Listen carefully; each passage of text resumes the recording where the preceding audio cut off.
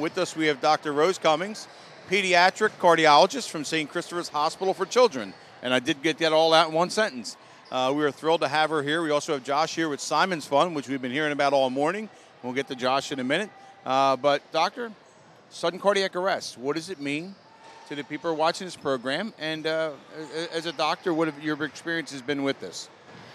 So sudden cardiac arrest is when you have an abnormal heart rhythm to the heart that causes the heart to stop beating. And this will cause the athletes to have a sudden syncopal event on the basketball court or soccer field, suddenly pass out. And that's the number one symptom that we're looking for is children that faint, especially those that faint with exercise or those that faint after. The other symptoms that we're looking for is children that have chest pain particularly with exercise, those that have a feeling of palpitations, like their heart's going to beat right out of their chest, or those kids that have what we call decreased exercise tolerance, the kids that used to be able to play the whole game and now all of a sudden can only play a quarter of the game because they just don't have the energy to. These are all signs that something could be wrong with the heart, either a structural problem with the heart or an electrical problem with the heart that could predispose them to their heart to stop beating.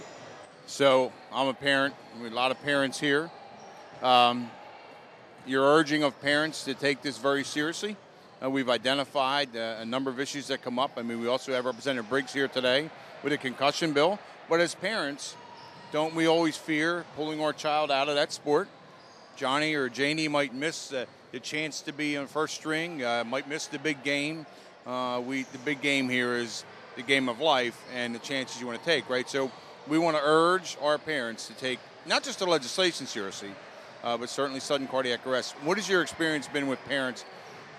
When parents come to you, how far down the road are they? Are you the first stop at St. Christopher's for similar situations? No, generally we're actually the second stop. Most parents will call their pediatrician if their children have any of their signs or symptoms, and then the pediatricians will then refer them to us. And we initially start out doing, we want a family history, we want a physical exam, but they'll all get an electrocardiogram or an EKG. And then based on all that information that we've obtained from that, then we'll decide if they need any further testing, like an echocardiogram, a stress test, or any sort of heart monitor. Okay, so our initial testing for the kids is non-intrusive, no needles for initial testing. This is just the pads on the chest, right? But what I want to do at this point is talk to Josh from Simon's Fund, simonsfund.org, that is. Josh is the number one mission with Simon's Fund is to educate, raise money to go out and screen children, which they did in my district, and we had a couple athletes that were pulled from the field, unfortunately. But they're alive here today to tell us about it.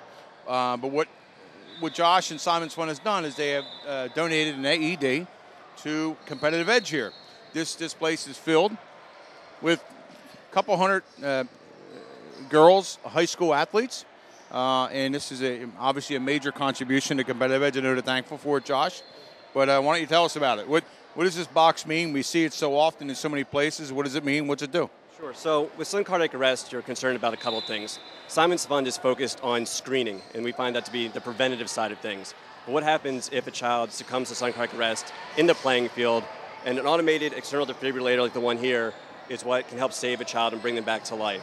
And we were lucky enough to have Cardiac Science, who manufactures this particular item, donate this to Simon's Fund, and we're able to donate to this facility to help keep these kids safe. And some of the common misnomers about AEDs is an AED will not do anything to a healthy child or a healthy person. So if I were to hook you up to an AED right now, it would just walk you through the paces, it would do a quick analysis, and it would say that nothing was necessary. So when all else fails, if you're not sure, reach for the AED and use it. That's the first thing we tell people. But a simple device like this, and when you open it up,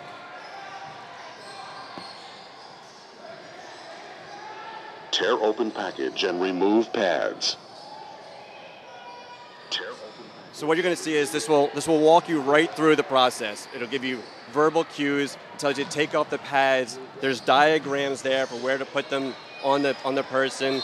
And then you basically just sit there and it does its thing. And it's crucial, those first 3 minutes in a sudden cardiac arrest space, to having a defibrillator present. And we're seeing more legislation that's having these more present in schools, in malls, in facilities like this, in airports. And really think that's part of the global picture to help stop sudden cardiac arrest and keep our kids safe. I think it's important to know that very often the first presenting sign of something wrong with the heart is a sudden cardiac event. So this is a priceless tool to have on a basketball court, on a soccer field, to bring kids back that have abnormal heart rhythms and a sudden cardiac event. I closed it because it was sending out the commands, and one thing it wasn't doing is it wasn't going to the next command. It kept specifically identifying what to do. And doctor, just real quickly, I mean, as we see, it was very simple when we opened it up, not just the commands, but it appears that there's not even buttons. This monitors what's going on in the person's heart first before it does anything. And then, in fact, it appears to do it on its own once the system is fully set up the way the instructions are. I actually, in all my days of law enforcement, I've actually never opened up an AED. It's my first time. So it does seem to be, pretty much proven. To use, very simple to use, and it will walk you through it step by step, and it's incredibly smart in that it knew that we didn't open up the pads, so it didn't go on to the next step. Just something as simple as peeling up a label the machine didn't even know. So certainly, we're thankful for your contribution. But as you know, Simons Fund is about partnerships, and we urge you to visit simonsfund.org. Doctor, thank you for coming out, very much for being with us, and thank you to St. Christopher's Hospital for participating with Simons Fund in a great partnership of saving child's lives.